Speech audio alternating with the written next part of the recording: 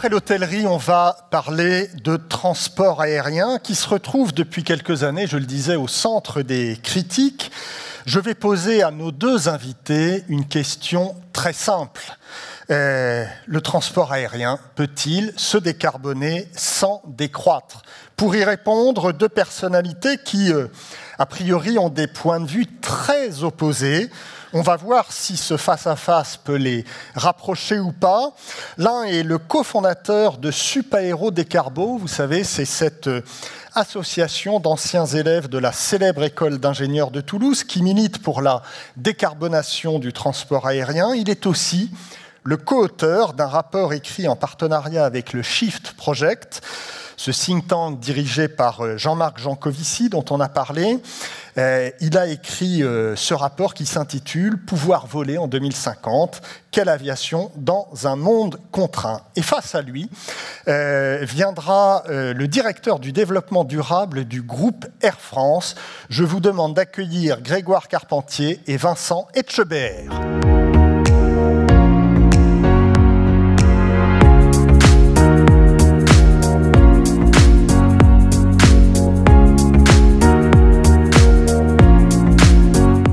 Bonjour, bonjour, asseyez-vous, ravi de vous avoir parmi nous. Prenez un micro. Alors je disais, ça va être évidemment une table ronde très attendue parce que vous avez, et on va le découvrir, des points de vue assez opposés. Grégoire Carpentier, on va commencer, si vous le voulez bien, avec deux chiffres. On va les voir s'afficher à l'écran. Le premier chiffre, c'est entre 2 et 3% des émissions de CO2. C'est ce qu'émet chaque année le transport aérien. On ne parle pas là des traînées de condensation d'ailleurs, parce qu'on pourrait les ajouter et on serait peut-être aux alentours de 5 à 6%, c'est ce qu'on dit en tout cas. Voilà, ça c'est le premier chiffre. Et puis le deuxième chiffre, 25% des passagers aujourd'hui prennent l'avion pour affaires. Donc on a 25% de voyages d'affaires aujourd'hui dans les avions. Grégoire, le transport aérien, je le disais, se retrouve au centre des critiques depuis des années. On peut avoir même l'impression que la lutte contre le réchauffement climatique dépend parfois beaucoup de la transformation du transport aérien. Est-ce qu'on n'en fait pas un peu trop? J'entends pas autant de choses sur le transport maritime. Or, ils ont, je crois, quasiment autant d'émissions de CO2.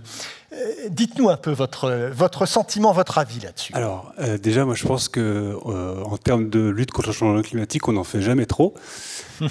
Et puis, je pense que si ce sujet a l'air de rassembler les foules et de captiver, donc je pense qu'en tout cas, je ne serais pas venu à cette conférence si je pensais qu'on allait encore jeter de l'huile sur le feu. Alors, effectivement, vous l'avez dit, le transport aérien, c'est 2 à 3% des émissions de CO2. On sait que pour tenir nos objectifs climatiques, il faut qu'on divise nos émissions de CO2 d'environ d'un facteur 4 d'ici 2050, moins 75%, donc 2,5%, moins 75%. On peut se dire, effectivement, pourquoi s'attaquer en premier ou pourquoi s'acharner, ou sembler s'acharner contre le transport aérien? Est-ce qu'on ne ferait pas mieux de s'occuper d'un autre secteur? Lequel? Si vous pouvez me citer un secteur qui a une empreinte suffisamment conséquente, dont la suppression est sans impact sur l'économie, ou qui est substituable par un usage non carboné, je prends, mais il n'en existe pas. Vous avez un impact insignifiant dans les émissions mondiales.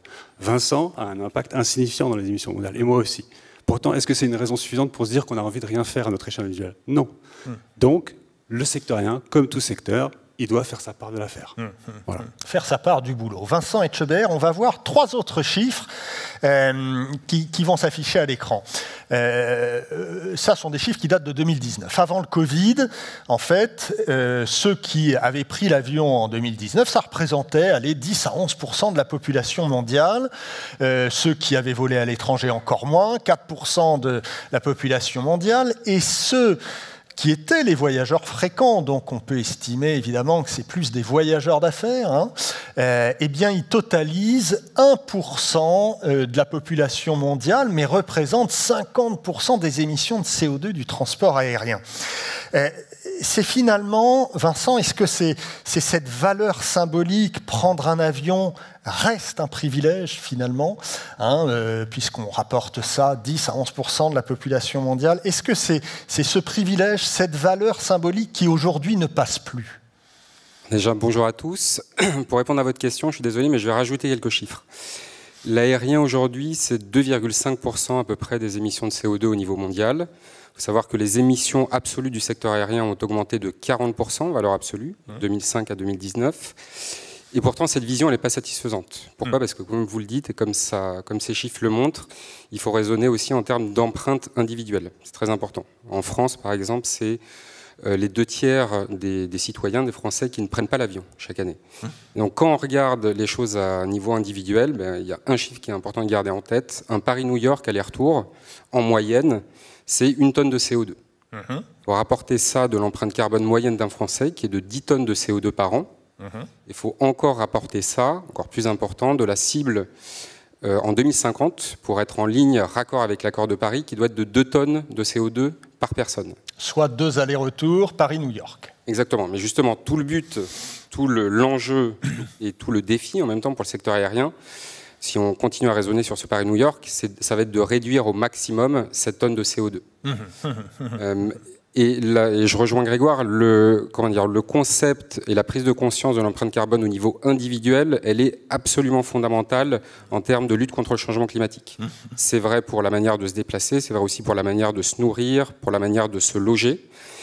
Et on voit une part croissante de nos clients, qui est encore pas majoritaire, mais on voit cette tendance vers des comportements qui visent à plus de sobriété. On voit nos clients une partie de nos clients qui vont chercher à voyager moins souvent, mais en restant plus longtemps sur place, à mélanger voyage à motif affaires avec voyage à motif loisirs, à favoriser le train sur les courtes distances. Et donc notre responsabilité, ce qu'on essaie de faire côté Air France, et il y a encore beaucoup de choses à faire, c'est d'une part informer de manière transparente nos clients sur l'empreinte carbone de leur trajet, et c'est aussi accompagner et même encourager ces nouveaux comportements par rapport au voyage. Alors en tout cas, la pression aujourd'hui est forte sur le transport aérien, à tel point que le transport aérien s'est fixé comme objectif la neutralité carbone en 2050.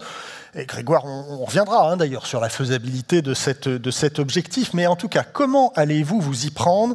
J'aimerais qu'on détaille un peu chaque piste. C'est intéressant qu'on fasse aujourd'hui le point sur ce qui existe, sur ce qui paraît faisable ou pas. Première piste, évidemment, l'amélioration des motorisations des avions. On dit que chaque nouveau moteur améliore de 20% les performances énergétiques des avions. Vincent, ça c'est bien beau, mais on ne remplace pas une flotte d'un claquement de doigts. Chez Air France, comment ça se passe, ça, aujourd'hui, le remplacement de la flotte? Alors, il faut savoir que jusqu'à maintenant, le levier, et même le seul levier pour la réduction des émissions de l'aérien, c'était de consommer moins d'énergie. On va voir qu'il y a un nouveau levier qui va arriver, mais c'était ça. Et donc, comment on y arrive? Et ça, on le fait, et pas seulement Air France, bien sûr, mais l'ensemble des compagnies aériennes, en agissant sur 2 leviers, ce qu'on appelle l'éco-pilotage, donc les pratiques que mettent en place nos pilotes pour diminuer au maximum la consommation de carburant, et surtout, effectivement, par le fait d'acheter des avions qui sont moins consommateurs en carburant. Aujourd'hui, il faut savoir que c'est le premier levier en termes de réduction d'émissions immédiatement disponible pour les compagnies aériennes. Ah oui, oui. Et on a une trajectoire très volontariste côté Air France. Il faut savoir qu'on a passé commande de 38 avions A350 qui permettent moins 25% de consommation de carburant par rapport aux avions de même famille, 60 à 220 avec une réduction de moins 20%. Et on est sur une dynamique forte puisqu'on avait 7% dans le total de notre flotte de ces avions qu'on appelle de nouvelle génération, fin 2021. On va passer à 45% en 2025 et 70% en 2030. Il faut savoir qu'on a décidé de maintenir, malgré la crise Covid, un investissement conséquent, financier. Et en fait, l'essentiel de nos investissements aujourd'hui sont dirigés vers ça, puisque c'est un peu plus d'1 milliard d'euros par an qui sont consacrés au renouvellement de la flotte. Et c'est d'ailleurs le pilier principal avec les carburants d'aviation durable. Je suis sûr qu'on va reparler après. pour atteindre notre objectif à horizon 2030 de moins 30% d'émissions de CO2 par passager kilomètre, soit, parce que c'est important sur le climat, de raisonner en valeur absolue, de moins 12% en valeur absolue en 2030 par rapport à 2019. D'accord. Grégoire, je le disais, on ne remplace pas une flotte d'avions comme ça d'un claquement de doigts. Et il va falloir tenir compte évidemment d'un autre paramètre, on va le voir s'afficher à l'écran, c'est que le trafic, a priori, devrait doubler, en tout cas c'est ce que nous dit IATA. D'ici 2040-2050, on dit qu'on va passer à 10 milliards de passagers. Et Airbus d'ailleurs dit que le nombre d'appareils va doubler d'ici là. Donc là on se dit, ça va compliquer sérieusement la donne. Alors ça complique l'affaire. Effectivement, le transport aérien est en augmentation de trafic depuis les années 50. L'augmentation moyenne du trafic, c'est 4 à 5% dans les dernières décennies. Donc ça veut dire 4 à 5% d'émissions en plus à ISO technologie. Donc évidemment, il y a un petit peu d'amélioration d'efficacité énergétique qui permet de compenser ça, mais ça ne compense pas l'intégralité de la croissance du trafic. Demain, si le trafic il croît de 3%, sachant que, alors Vincent a annoncé un objectif pour Air France, mais si on raisonne au niveau global, pour arriver à tenir un objectif de l'accord de Paris, il faut qu'on se décarbone au niveau mondial à une vitesse de 4 à 5% par an. Donc 4 à 5% par an, ça veut dire que si vous avez un trafic qui grimpe de 2 ou 3%, que vous gagnez 1% en changeant vos avions sur un rythme de 20 ans, eh bien il faut que vous agissiez sur au moins 2 autres leviers. Le premier, c'est la décarbonation de l'énergie, donc on va en parler parce que c'est les fameux carburants d'aviation durable. Et le deuxième levier, c'est de se poser la question de faut-il ou pas modérer l'usage.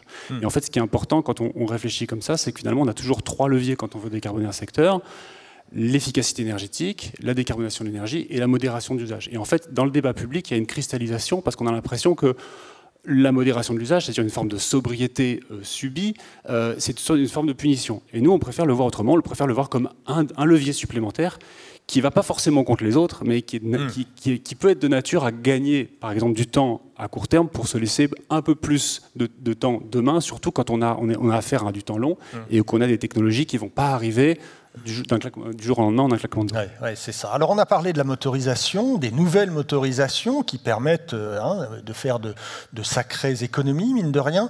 J'aimerais avant qu'on aborde les fameux SAF, qu'on essaye un peu d'expliquer même brièvement l'avion électrique, l'avion à hydrogène. Vous y croyez pas, faisable, pas faisable. Vincent, quelques mots sur l'avion électrique. Est-ce que c'est envisageable au jour d'aujourd'hui ou pas du tout ? Alors j'y crois parce que ça existe. Il y a un avion électrique qui vole déjà en France, qui s'appelle le Pipistrel, et qui est en particulier utilisé par les élèves de l'École nationale d'aviation civile. C'est un biplace. Il y a aussi des projets qui se développent, notamment un fabricant français qui s'appelle Voltaero, qui devrait lancer en production des projets entre 14 et 12 places dès 2023. Mais ce qu'il faut savoir et ce qui est important de garder en tête, et aussi en termes de grands leviers de décarbonation, c'est que l'avion électrique, en tout cas selon tous les projets qui sont avancés, concernera des courtes distances et des faibles capacités pour accueillir des passagers. Et donc si on raisonne, en tout cas au niveau d'Air France, bien nous, là où ça se passe, le gros de nos émissions, c'est sur le long courrier. C'est 80% de nos émissions de CO2 au niveau annuel. Donc ça sera, on va dire, pas un levier principal, même si on pense que ces technologies ont de la place, ont un rôle à jouer pour décarboner les transports régionaux, en complément d'ailleurs avec le train, évidemment. Ouais, donc l'avion électrique, oui, mais sur des petites capacités et sur des courtes distances. Grégoire, même question sur l'avion à hydrogène. C'est faisable ou pas, ça ? Oui, ça s'appelle une fusée. Oui, alors ça je veux bien, mais enfin quand même... Alors, je vais élaborer un peu. Non, effectivement, donc la propulsion hydrogène, on sait faire. Ouais. Voilà. Maintenant, faire de la propulsion hydrogène à bord d'un avion, moi j'ai pas de doute que ça soit faisable demain. Un avion à hydrogène, donc il est prévu pour 2035. Oui, c'est ce qu'Airbus prévoit. C'est ce qu'Airbus prévoit, pour être suffisamment proche de pas mal de gens chez Airbus, notamment sur ce projet-là. Il y a toutes les raisons de penser et de souhaiter que cet avion sera disponible à temps. Maintenant, cet avion, il doit remplacer une flotte de court courrier. Donc, la question, c'est en 2035, on aura un avion, et ça sera peut-être en 2050 qu'il aura remplacé toute la flotte. Donc, l'avion à hydrogène, c'est pour moi un horizon, on va dire, de maturité technologique ou de maturité d'usage qui se situe dans la seconde moitié du XXIe siècle. Donc c'est pas ce qui va nous sauver à court terme. Néanmoins, ce qui est très intéressant, c'est qu'avec un projet comme ça, on a un industriel qui s'inscrit dans le temps très long. Donc ça, c'est plutôt encourageant. Maintenant, l'enjeu de la géo hydrogène, c'est d'avoir de l'hydrogène décarboné. Aujourd'hui, le mix électrique moyen mondial est environ à 500 grammes de CO2 du kilowattheure.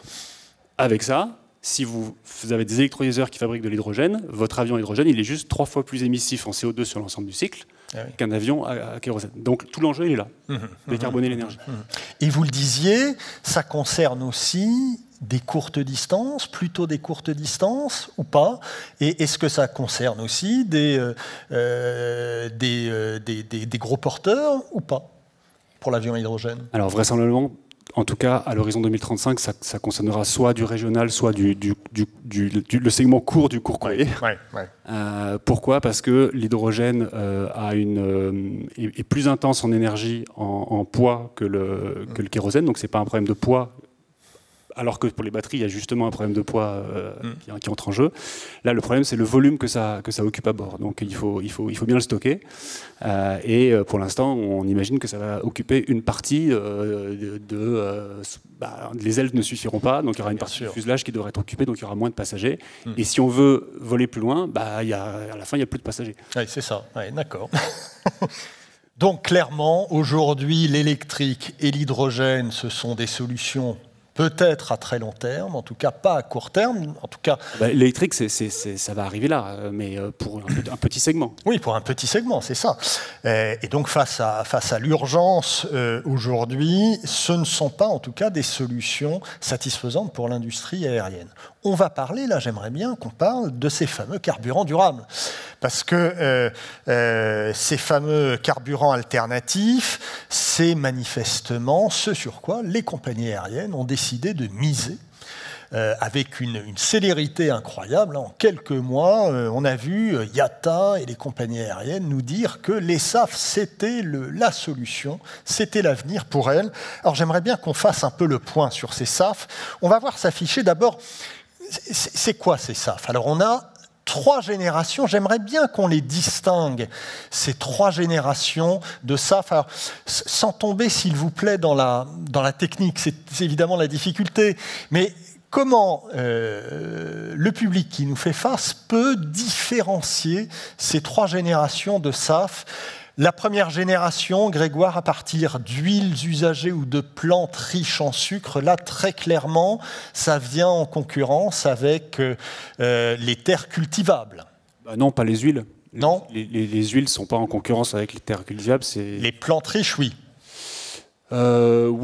Oui, mais là, l'essentiel du segment aujourd'hui qui est disponible et qui est à maturité technologique, c'est ce qu'on appelle la filière EFA, et c'est la filière qui a pour matière première des huiles usagées. Voilà. Son problème, alors son avantage, c'est que ça marche très bien, on sait le faire, c'est technical readiness level, tout ce que vous voulez, on peut l'incorporer, c'est d'ailleurs le carburant qui est le plus durable, qui est le plus utilisé aujourd'hui.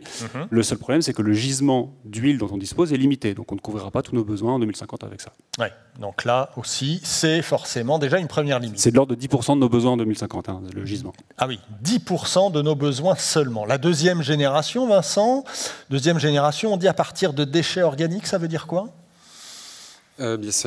C'est un peu le même principe au final que les huiles usagées, c'est-à-dire raisonner sur un cycle d'économie circulaire, ne plus utiliser de sources fossiles et reconstituer du carburant qui a les mêmes propriétés évidemment que le kérosène, qui peut être opéré dans les mêmes conditions opérationnelles et de sécurité. Il faut savoir qu'aujourd'hui, ce qui est disponible actuellement sur le marché, c'est effectivement surtout en grande majorité les huiles de cuisson usagées. Par exemple, l'année dernière, on a opéré côté Air France 2 vols, un vers New York et l'autre entre Nice et Paris, avec 16% et 30% de biocarburants de deuxième génération, et c'était ces huiles usagées.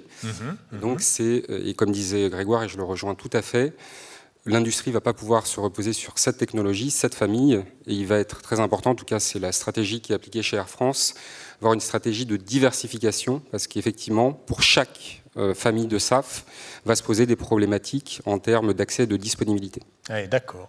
Et alors la dernière famille, la 3e génération, c'est ce qu'on appelle les carburants de synthèse, Grégoire, c'est ça? Alors les carburants de synthèse, c'est un carburant qui est fabriqué à partir d'électricité. De cette électricité, à partir de cette électricité, on va fabriquer de l'hydrogène, avec le même procédé qu'on espère fabriquer de l'hydrogène utilisé en combustion directe. Et cet hydrogène, on va le mélanger à du monoxyde de carbone, obtenu à partir de dioxyde de carbone, capté soit dans l'air, soit auprès d'une ressource industrielle. Alors ça, c'est, si vous voulez, ce qui est intéressant, c'est qu'on s'affranchit de la ressource première qui est de l'huile, un gisement des déchets municipaux. On semble s'affranchir de flux physiques. Le problème, c'est qu'on reporte le problème sur la disponibilité de l'électricité. On estime aujourd'hui que pour produire des carburants donc de synthèse plus l'hydrogène dont on aura besoin en 2050, le besoin en électricité en 2050 est d'environ 10 000 TWh. 10 000 TWh, si je vous donne en ordre de grandeur, c'est 40% de l'électricité qui est produite aujourd'hui de manière mondiale et avec un mix qui est majoritairement carboné. Ou c'est un sixième de ce qu'on espère avoir dans un scénario net zéro de l'Agence internationale de l'énergie en électricité bas carbone disponible. Donc ça veut dire que derrière, il faut s'occuper du transport, il faut s'occuper du transport routier, il faut s'occuper de l'électrification de l'industrie, de l'électrification des logements. Et donc là l'enjeu, c'est est-ce qu'on aura assez d'électricité disponible pour avoir le volume dont on a besoin en 2050. Oui, Vincent, là le problème vient d'être résumé par Grégoire. Sur chaque famille, sur chaque génération de SAF, il y a quand même des fortes limites. Or, vous misez beaucoup, même quasiment tout là-dessus. Est-ce qu'on ne fait pas fausse route là? Alors pas tout, parce que, encore une fois, si on prend notre objectif à 2030, les SAF et le renouvellement de la flotte, c'est un poids équivalent. Mais effectivement, dans notre trajectoire de décarbonation, les SAF, à partir de 2030, deviennent notre levier numéro 1. Ce qu'il faut avoir en tête aussi, c'est que les choses changent et on est un peu un tournant concernant les carburants d'aviation durable. Puisque si vous prenez l'année 2021, par exemple, c'est moins de 0,1% des opérations aériennes dans le monde qui étaient opérées avec du SAF. Or maintenant, le changement, il vient d'où? Il vient en particulier de mandats obligatoires d'incorporation. En France, dès 2022, la France a été le 3e pays au monde à introduire un mandat obligatoire d'incorporation de 1% de SAF sur tous les vols au départ de France. Mais aussi et surtout, en fait, ce mandat français, il va être suivi très vite d'une trajectoire d'incorporation obligatoire, elle aussi, au niveau européen, qui va commencer, on va dire doucement, mais il faut voir aussi le point de départ, il faut le temps que ça, le ramp up, comme on dit en mot français, 2% en 2025, 5 à 6% en 2030, 20% en 2035 et jusqu'à 63% en 2050. D'après cette réglementation, tous les vols au départ d'Europe en 2050 vont devoir incorporer 63% de carburant d'aviation durable. Et au-delà de cette trajectoire... Extrêmement ambitieux. Tout à fait. Et justement, c'est de là que vient le changement. C'est que pourquoi les SAF n'ont pas été produits de manière tout à fait marginale jusqu'à maintenant, c'est qu'il n'y avait pas de signal demande clair, en particulier auprès des énergéticiens. Il faut savoir que construire des filières de production du SAF, ça prend quelques années et c'est des centaines de millions d'euros d'investissement. Donc les énergéticiens ne pouvaient pas se reposer, on va dire, exclusivement sur la bonne volonté ou les annonces qui peuvent être considérées comme aspirationnelles par les compagnies aériennes. Donc là, on rentre dans une nouvelle phase, vraiment, avec ces mandats d'incorporation obligatoires. Et nous, on pense, on est convaincus, on le voit, que ça introduit, ça génère un virage de la part des énergéticiens. Par exemple, Shell a déjà annoncé qu'il qu'il fournirait 10% des produits pétroliers pour les compagnies aériennes avec du SAF à horizon 2030.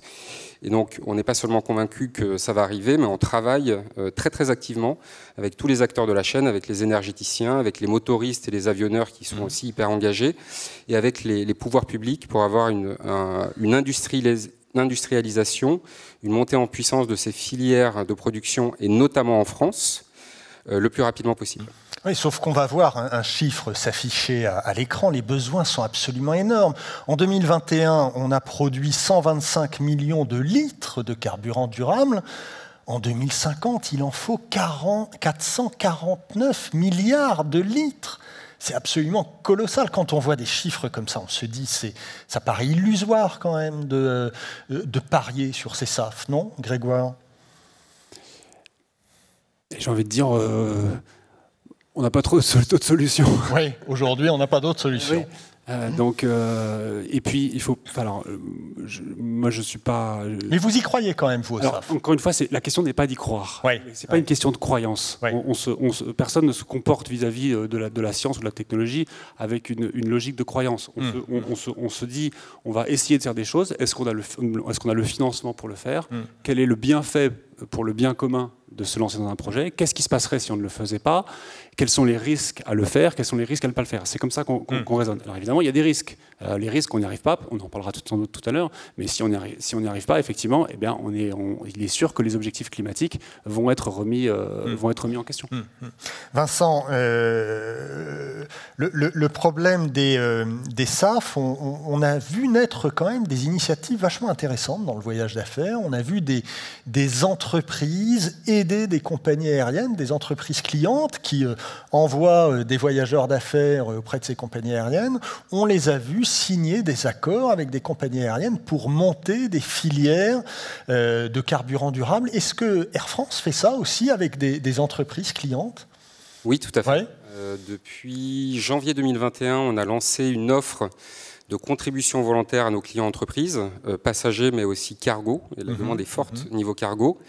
Et en fait, c'est des offres qui permettent aux entreprises clientes de financer l'achat de carburants d'aviation durable qui sont ensuite acquises et utilisées évidemment par Air France et Air France KLM.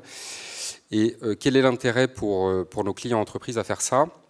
En fait, c'est lié à des changements, une dynamique qui est plutôt très positive d'un point de vue de la réduction des émissions sur le scope 3. Alors j'imagine que vu vos postes, vous êtes tous familiers avec le scope 3, avec les émissions indirectes. Il faut savoir qu'il y a des changements qui arrivent sur ce scope 3. D'une part, un reporting qui va devenir obligatoire sur ces émissions indirectes. Et c'est très bien d'un point de vue de la transition écologique, parce que ça étend, si vous voulez, la responsabilité de l'empreinte carbone d'une entreprise, plus seulement à ce qu'elle émet au cœur de ses activités, les émissions directes, mais à toute la chaîne de valeur. Et donc ça l'incite à travailler en amont et en aval avec ses fournisseurs, avec ses clients, pour ensemble réduire les émissions de la chaîne.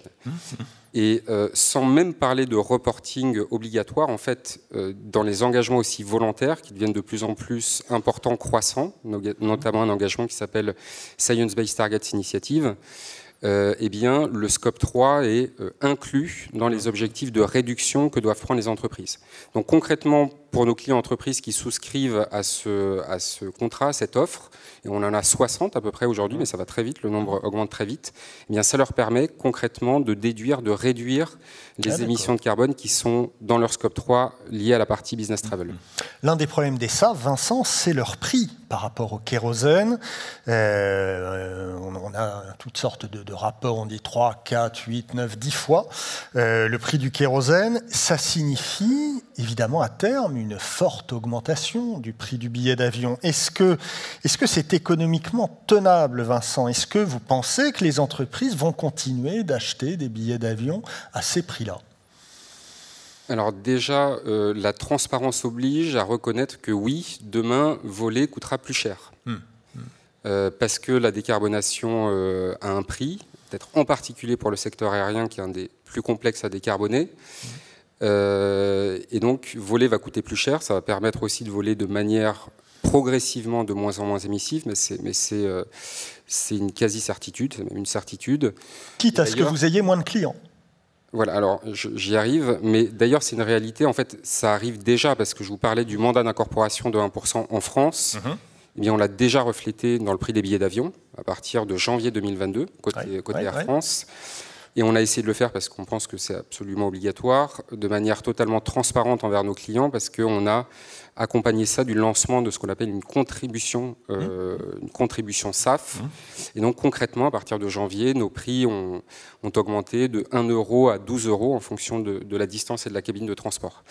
Est-ce que ça va rester le cas à l'avenir, dans les années à venir? Eh bien, selon toute vraisemblance, oui. C'est-à-dire que ce différentiel tarifaire, 4 à 8 fois le prix du kérosène, plus la production de SAF va augmenter et plus l'écart tarifaire devrait se réduire. Mais on n'estime pas que le prix du kérosène et le prix du SAF vont se croiser. Parce que structurellement, dans la structure des coûts du SAF, on a un effet supplémentaire par rapport au kérosène. Donc oui, ça va rester, enfin, l'écart va rester significatif. Mais quand je dis significatif et dans quelle ampleur les billets d'avion vont augmenter, là, c'est difficile d'y répondre pour le moment, parce que quelque chose qu'on appelle de nos voeux, c'est des mécanismes qui peuvent être mis en place par les pouvoirs publics, des mécanismes incitatifs à l'achat de SAF par les compagnies aériennes. Il faut savoir que c'est quelque chose qui existe qui a été lancé par un très très vaste plan aux États-Unis depuis l'année dernière, et en fait qui permet de réduire considérablement cet écart tarifaire. Discuter avec un client américain, enfin un acteur américain, et si on cumule toutes les aides aux États-Unis, en fait, le gap tarifaire aux États-Unis peut être réduit de 10% seulement entre le kérosène et le SAF. Et donc, si de tels mécanismes étaient aussi implémentés en Europe ou en France, que évidemment on appelle de nos voeux parce qu'on pense que c'est primordial en fait pour une adoption à large échelle de ces SAF, eh bien, le reflet évidemment dans le prix des billets, il serait moindre. Grégoire, ça c'est évidemment un des sujets majeurs, c'est que la décarbonation, ça va coûter extrêmement cher. Hein, alors je ne sais plus, IATA avait émis un chiffre, mais bon, c'est les chiffres de IATA, donc restons raisonnables. Mais ils avaient parlé de 10 000 milliards de dollars d'investissements nécessaires jusqu'en 2050 pour pouvoir décarboner le transport aérien. Alors, vous avez des compagnies aériennes ou des avionneurs qui aimeraient en effet qu'il y ait des incitations de la part du pouvoir public, et puis vous en avez d'autres qui disent, mais pourquoi on ne taxe pas le transport aérien? Pourquoi il n'y a pas de taxe carbone? Pourquoi le kérosène n'est pas taxé alors que vous, quand vous utilisez votre voiture, vous avez de multiples taxes sur l'essence que vous mettez dans votre voiture? Quelle est, vous, votre position là-dessus? Les carburants fossiles vont augmenter. L'électricité a été multipliée par 10 à cause de l'explosion des prix du gaz récemment. Les stocks d'énergie fossile sont finis sur Terre. L'Europe a passé son pic d'approvisionnement pétrolier, elle est vraisemblablement en train de passer le pic du gaz, donc ça va devenir de plus en plus cher d'acheter des carburants fossiles. Donc de toute façon, alors moi je ne sais pas si les courbes ne vont pas finir par se croiser, mais en tout cas je ne serais pas surpris que, à la fois pour des raisons de disponibilité de la ressource et des raisons de coût du CO2, le prix des carburants fossiles augmente significativement. Alors maintenant, il y a la question, une fois qu'on a dit ça, pourquoi je dis ça? Je dis ça parce que demain, déjà aujourd'hui, mais demain, a fortiori, l'énergie sera une ressource rare. Ce qui n'était pas le cas dans le passé, alors qu'on avait des stocks d'énergie fossile absolument, enfin, en quantité en abondance. Donc du coup, la question qu'il faut se poser, c'est, à partir du moment où j'ai un usage qui est intense en énergie, quelque part, je dois m'acquitter, je prends de l'énergie qui est disponible dans la nature, je la prends pour mon usage, quelqu'un d'autre pourrait la prendre pour son usage, donc il y a une concurrence d'usage. Donc quelque part, si je paye pour rouler en voiture, quelle que soit ma forme d'énergie, il ne serait pas aberrant que je paye pour voler ou que je paye pour voyager en train au prorata de l'énergie que je consomme. Donc ça, c'est la première chose. La deuxième chose, c'est que si on parle d'infrastructures de transport, des infrastructures de transport, il y a toujours un moment la puissance publique qui est dedans. Comme tous les grands réseaux d'infrastructures, que ce soit l'énergie, que ce soit les télécommunications, c'est très difficile de faire quelque chose sans l'intervention de la puissance publique qui, en général, initie le mouvement. Alors, aujourd'hui, si on prend, par exemple, prenons le bouclier tarifaire, 18 milliards d'euros, prenons les recettes de la TICPE en 2021, 18 milliards d'euros, prenons les montants que les pouvoirs publics ont accordés au secteur aérien dans le cadre du plan de soutien pendant la crise sanitaire, quelques milliards d'euros, sans être un aficionado de la rigueur budgétaire, eh bien, il faut bien que l'argent vienne de quelque part. Donc, taxer pour avoir une source de financement pour la transition et taxer pour avoir au moins un principe d'équité quant à l'usage des différentes énergies, me paraît... je pense qu'il n'y a pas de quoi sauter au plafond. Je veux dire, ça me paraît assez juste. Oui, ça vous paraît juste. Ça c'est vrai que ça pend un peu au nez des compagnies aériennes. Hein. On l'a vu, là, je crois, il y a quelques heures, on a appris que les Pays-Bas, puisqu'on parle de la compagnie Air France-KLM, on a vu que les Pays-Bas voulaient quadrupler, je crois, le prix de la taxe carbone des passagers au départ des Pays-Bas. Est-ce qu'à un moment donné, les pouvoirs publics ne vont pas dire « stop, il va falloir qu'on instaure une taxe carbone pour chaque passager ». Ça, c'est un peu ce qui, encore une fois, ce qui vous pend au nez, non? Alors, peut-être déjà, le fait de donner une valeur à la tonne de CO2 émise, évidemment, c'est intéressant, important et même fondamental sur la transition. Il faut savoir que le transport aérien est intégré au système européen ETS, Emissions Trading Scheme, depuis 2012. Donc c'est un mécanisme qui est différent de la taxe carbone, évidemment, mais dont le prix à la tonne CO2 est passé en 2 ans de 20 € à 80 € et qui va continuer à augmenter. Ensuite, sur le sujet de la taxe kérosène, les risques qu'on voit, c'est que déjà, en particulier si elle se superpose au système ETS, eh bien, ça vient décrémenter ou limiter les capacités financières des compagnies aériennes qui évoluent dans un secteur qui a traditionnellement des marges très faibles et qui ressort de la pire crise de son histoire. Et donc, ça pourrait limiter leur capacité financière à investir dans les technologies de décarbonation. La deuxième chose, et peut-être la chose principale, c'est que si un tel système devait advenir, il est absolument fondamental qu'il soit réfléchi, mis en place à un niveau harmonisé au niveau mondial. Parce que si ce n'est pas le cas, et ça, cette dimension, elle est absolument fondamentale, elle est peut-être même plus importante que l'impact financier que ça pourrait avoir. Parce que si vous n'avez pas ça, vous entamez la compétitivité des compagnies aériennes, alors qu'elles soient françaises ou européennes, si c'était au niveau européen. Et en plus, à un niveau climatique, ce n'est pas pleinement satisfaisant parce que le risque, évidemment, on est dans un secteur totalement mondialisé qui ne connaît pas de frontières. Donc pour aller de Madrid à Pékin, eh bien, vous pouvez passer par Paris, vous pouvez passer par Francfort, vous pouvez passer aussi par Istanbul, par Abu Dhabi, etc. Donc le risque en fait, de mettre des systèmes qui soient uniquement à un niveau régional ou pire national, c'est d'engendrer un transfert de trafic avec peu d'effets, ou en tout cas un effet moindre en termes d'émissions de CO2, voire si ça rallonge certains parcours, un peu plus d'émissions de CO2 que les trajets originels. Oui, ça c'est intéressant. Pour finir, chacun une question. Grégoire, on va revenir à notre question de départ de cette table ronde. On a parlé de solutions techniques qui en sont aujourd'hui au balbutiement. Or, on a évidemment une urgence climatique.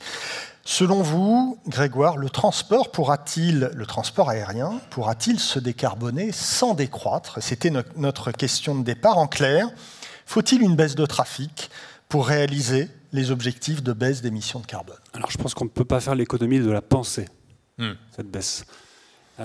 Nous, ce qu'on a essayé de faire dans nos analyses, c'est de dire on a un objectif climatique, c'est une contrainte physique. À l'intérieur de cette contrainte, on a des trajectoires technologiques, des trajectoires énergétiques, avec des hypothèses. En sortie, on a une croissance qu'on peut se permettre en fonction de la contrainte d'entrée. Donc ça veut dire qu'au lieu de raisonner, comme dans la plupart des modèles de prospective, je pose un taux de croissance que je veux obtenir et je me débrouille pour y arriver, là on part d'une contrainte physique parce que de toute façon, on ne négociera pas avec la nature. Dans les scénarios optimistes, on a de la croissance. Par contre, ce qu'on voit, c'est que dès que ces hypothèses sont un petit peu remises en question, on n'aura pas les 450 mégatonnes de SAF en 2050, on aura un petit peu moins. Peut-être que la roadmap de disponibilité de l'hydrogène et des nouvelles technologies va être un petit peu décalée. Dès que en fait, ces hypothèses sont remises en question, le taux de croissance qu'on peut s'autoriser diminue, voire il devient négatif. Et du coup, la préoccupation qu'on a, c'est de dire que si aujourd'hui, on n'anticipe pas que ça puisse arriver, si on n'a pas un plan B dans les tiroirs, on peut casser le système avion dans son ensemble. Évidemment, ce n'est pas ça qu'on souhaite, parce que demain, vous reprenez un Covid pour des raisons énergétiques ou pour des raisons climatiques, enfin, le même type d'arrêt. Si vous devez relancer votre machine 2 ans, 3 ans après, mais que vous n'avez pas eu de soutien d'État, parce que ce n'est pas garanti qu'on l'aura à chaque fois, peut-être que vous allez perdre des compétences, et dans ce cas-là, vous avez une filière qui périclite. Évidemment, ce n'est pas ça qu'on veut. Donc, pensez le plan B. Ça ne veut pas forcément dire arrêter de produire, ça veut dire penser à ce qu'on fera si jamais on ne peut plus produire, on ne peut plus voler. Et ça, je crois que c'est fondamental que dans le débat public s'instaure l'idée que comment on fait au cas où. Là, on est confronté à des prix de l'électricité qui explosent. Vous avez des boîtes comme Duralex qui ne vont pas produire cet hiver parce qu'ils ne peuvent pas payer leur facture d'électricité. Évidemment qu'ils n'ont pas dans les tiroirs le plan de qu'est-ce qu'on fait si les prix de l'électricité sont multipliés par 10. Or, c'est ça les questions qu'il va falloir se poser. Voilà, donc je réponds à cette question non pas de manière prospectiviste, mais en rebouclant sur ce que je disais sur les risques. il y a un risque énorme à ne pas se poser cette question et ne pas avoir un plan B. Vincent, à la suite du Covid, le Covid a servi un peu de détonateur. De nombreuses entreprises se sont fixées comme objectif de réduire le nombre de leurs déplacements professionnels. Cette réduction des voyages, d'abord, est-ce que vous y croyez ? Et deux, est-ce que vous l'anticipez d'une certaine façon chez Air France ? On rappelle que le voyage d'affaires, le business travel pour une compagnie aérienne, c'est 25% de trafic, mais c'est souvent 40% des bénéfices de la compagnie. Alors, comment vous voyez cette évolution des voyages d'affaires, si on en croit en tout cas les entreprises qui nous disent qu'elles vont réduire le nombre ? Alors, je le crois, oui, parce que c'est une réalité aujourd'hui. On le voit déjà. On voit des politiques de voyage qui changent sur le réseau domestique, où de plus en plus d'entreprises mettent en place des politiques de voyage qui n'autorisent pas l'avion quand une alternative en train est disponible à moins de 4 heures, par exemple. On le voit aussi, encore une fois, je le disais, à travers les engagements, notamment Science-Based Targets, de la part de plus en plus d'entreprises clientes, qui intègrent ce scope 3, et parfois il y a des targets spécifiques sur la partie business travel, on le voit de plus en plus, donc oui, c'est une réalité, en tout cas en termes d'engagement, mais on le voit aussi récemment dans nos engagements de trafic. Donc évidemment, il faut s'y préparer, je dirais qu'il faut s'y préparer et aussi répondre à ces nouvelles attentes de la part de nos clients entreprises. En fait, une entreprise, pour réduire ses émissions liées au business travel, elle a 3 choix. Voyager moins, évidemment, opter pour soit des moyens de transport, soit des trajets moins carbonés, comparativement à d'autres, et dernier levier qu'on mentionnait tout à l'heure, acheter, là c'est plutôt pour la partie aérienne, acheter du SAF, ce qui permet de réduire l'empreinte carbone des trajets aériens. Au final, évidemment, la réalité va être différente d'une entreprise à l'autre, mais c'est souvent 2 voire 3 de ces leviers qui vont être combinés. Donc évidemment, il faut s'y préparer. Pour revenir aussi à ce que Grégoire disait, du coup, nous, y compris quand on a pris cet engagement de réduction d'émissions à horizon 2030, on a plusieurs scénarios d'évolution du trafic qui sont basés à la fois sur la prévision, de l'expression de la demande, mais aussi, et c'est plutôt quelque chose de nouveau, on fait aussi varier nos prévisions de croissance de l'offre en fonction de l'atteinte de cet objectif climatique. Et c'est extrêmement important de le faire, puisqu'on va évoluer dans un système de plus en plus incertain. Et donc, si on n'a pas cette faculté à avoir une analyse prospective par scénario, eh bien, on est moins en capacité d'anticiper, on est moins en capacité d'avoir un modèle résilient qui va être évidemment une des clés pour la réussite, voire la pérennité tout simplement des entreprises, y compris des compagnies aériennes. Et donc, vous, votre réponse à cette question, le transport aérien peut-il se décarboner sans décroître? Ce serait quoi? Je peux vous donner une réponse au niveau d'Air France, qui n'est pas totalement satisfaisant, mais aujourd'hui, notre objectif, comme je vous le disais, à horizon 2030, elle prend en compte une évolution du trafic qui est modérée. Et c'est un peu confidentiel, donc je ne peux pas vous donner les chiffres, mais même en faisant évoluer ce niveau de trafic, encore une fois, on gardera cet objectif climatique. Il faut savoir aussi quand même que l'engagement, une des tendances, je pense, de fond au niveau des entreprises, c'est justement l'avènement d'engagements, notamment Science-Based Targets. Et cet engagement-là, il est vu, en tout cas c'est notre conviction, comme l'engagement sûrement le plus crédible d'un point de vue climatique. Et quand on prend un engagement Science-Based Targets, c'est un engagement public qui est scruté, et dont l'atteinte est scrutée aussi par vos investisseurs, par vos parties prenantes, vos clients et vos salariés. Donc c'est extrêmement engageant. Nous d'ailleurs, quand on a, un des points de bascule en fait, parce que ça faisait 1 an qu'on essayait de convaincre notre comité exécutif de s'engager Science-Based Target, un des points de bascule ou un argument clé, c'est quand on a regardé notre top 100 des clients entreprises et on a vu que 80 étaient engagés déjà Science-Based Targets. Et comme en plus les entreprises engagées ont tendance à favoriser dans leurs fournisseurs également les entreprises engagées, ça a été un argument de poids. Donc ça c'est une réponse rapide sur Air France. Évidemment, si Air France arrive ou non à se décarboner, avec ou sans décroissance, c'est pas ça qui va résoudre l'équation au niveau du secteur aérien dans son ensemble. La problématique, elle est évidemment très légitime, parce que si on regarde les 15 dernières années, je vous disais plus 40% d'émissions en valeur absolue, c'est moins 1,5% par an d'efficacité énergétique, mais qui ont été plus que compensés par plus 5% de trafic. Ouais, c'est ça. Et même si on est sur du trafic plus modéré, en tout cas c'est les perspectives de IATA, autour de plus 3%, il y a déjà, je pense, quelque chose qui est sûrement un peu sous-estimé dans les perspectives de IATA, c'est quand même l'impact financier sur le prix des billets des SAF, qui va avoir évidemment un effet mécanique sur la demande. Mais si, et malgré tous les efforts du secteur, on n'arrivait pas à déployer de manière suffisante tous ces autres leviers, je suis tout à fait d'accord que le levier, enfin, il faut se poser la question du levier de la croissance ou de la stabilisation, voire de la décroissance. Ça, c'est intéressant. Alors, on a de la place. Allez, pour 2-3 questions. Il y a un micro qui, je crois, est par là-bas. Brune Poisson qui veut absolument poser une question. On a mademoiselle qui arrive avec le micro. Voilà. Brune, on vous écoute. Merci beaucoup. Petite question, on parle beaucoup des SAF, etc. À aucun moment on parle du conflit des usages, et notamment des usages avec l'agriculture. Quand on voit les chiffres, on peut quand même... Enfin, je pense que ça interpelle. Et en fait, je m'étonne que vous n'en ayez pas parlé un peu spontanément, mais j'imagine que vous avez quand même travaillé sur la question. Mais là, pour moi, on est, et ça représente la contradiction entre enjeu environnemental et enjeu social. Pour moi, c'est irréconciliable, ou peu réconciliable. C'est pour ça que j'ai vu votre deuxième génération et la troisième génération, mais on sait que ça ne suffira pas à cette deuxième génération, il n'y aura pas suffisamment en termes de flux. Oui, alors j'aurais pu le préciser effectivement juste avant. Ce qu'il faut avoir en tête, c'est que quand on parle de biocarburant pour l'aérien, c'est pas comme le routier. On ne parle pas de biocarburant de première génération.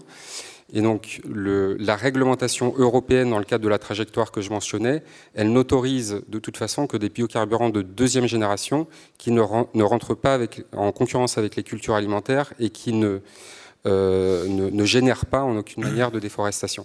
Et ça, c'est hyper important, évidemment, pour l'intégrité environnementale, pour l'acceptabilité de ces SAF, vous avez tout à fait raison.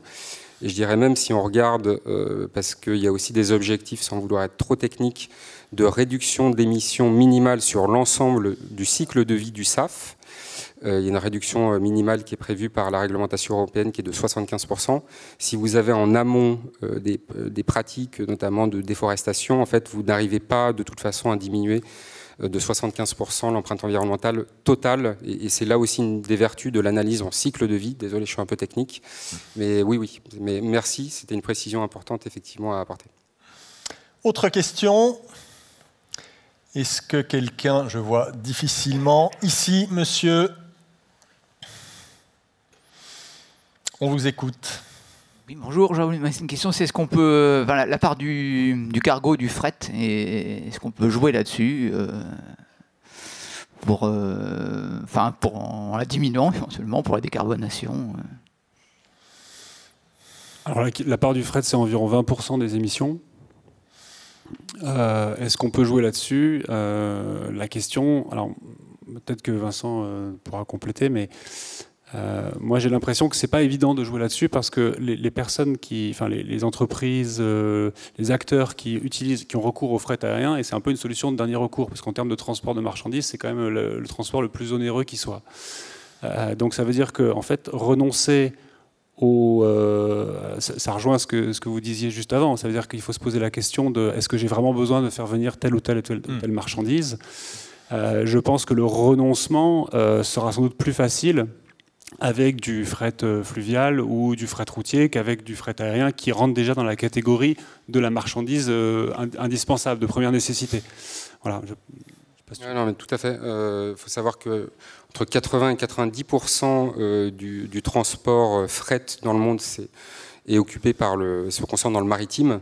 Donc effectivement, le fret aérien, c'est vraiment des usages, et en plus c'est plus onéreux, mais des usages assez particuliers et souvent urgents.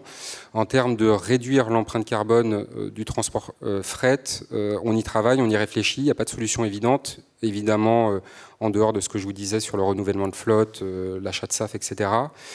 On regarde aussi, on essaie de se questionner et de réfléchir avec la SNCF pour voir est-ce que sur les plus courtes distances, on pourrait avoir un partenariat intelligent pour favoriser le transport ferroviaire du fret. C'est un peu compliqué au niveau de nos chaînes logistiques quand on transporte et pour ravitailler nos avions. Mais voilà, donc pas de réponse définitive à vous apporter, en tout cas pour le moment. Mais j'espère qu'il y aura des idées qui vont émerger. En tout cas, alors ici, une question. La dernière pour monsieur. Et puis on passera à notre dernière séquence. Merci. Oui, bonjour. Il me semble que l'augmentation exponentielle du trafic aérien depuis, disons, une vingtaine ou une trentaine d'années, c'est dû aussi et avant tout à la baisse des prix de l'aérien. La baisse des prix de l'aérien, c'est quand même l'arrivée des low-cost, un nouveau modèle social, une dégradation sociale pour les gens qui travaillent dans l'aérien, concrètement. Donc peut-être que la réponse environnementale, enfin la réponse à la question environnementale peut être de nature sociale. On traite bien les salariés, on les paye plus, on les fait travailler moins, le billet augmente, les gens voyagent moins. Grégoire ? Alors, merci. Merci, c'est une super question.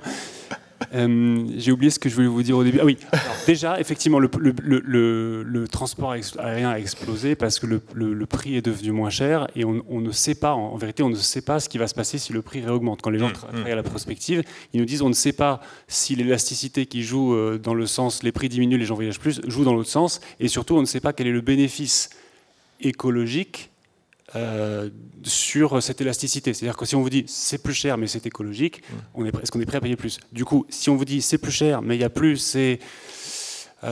comment je peux dire ça sans étant poétiquement correct?